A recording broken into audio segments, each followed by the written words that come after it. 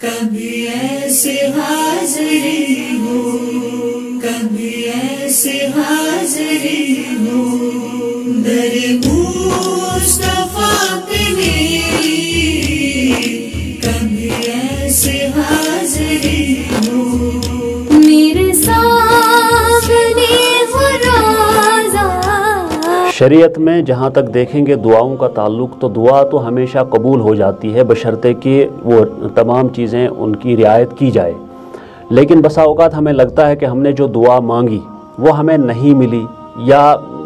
کوئی اور چیز ملی، تو یہ علماء نے لکھا ہے کہ دعا رد نہیں ہوتی ہے، یا تو فوراً اللہ تعالیٰ وہی چیز عطا کر دیتے ہیں جو بندے نے مانگی ہے، یا پھر وہ چیز عطا نہیں کرتے ہیں، اس کی جگہ پر کوئی اور چیز عطا کرتے ہیں، کیونکہ اللہ تعالیٰ ہمارا خالق اور مالک ہے، وہ جانتا ہے کہ ہمارے لیے اچھا کیا ہے اور بہتر کیا ہے، تو وہ چیز عطا کرتے ہیں۔ اسی طرح سے کبھی ایسا ہوتا ہے کہ نہ تو جو چیز ہم نے مانگی اور نہ کوئی دوسری چیز ملی، تو ایسی صورت میں کوئی مصیبت جو انسان کے اوپر آنے والی ہوتی ہے وہ مصیبت اللہ تعالیٰ ٹال دیتے ہیں۔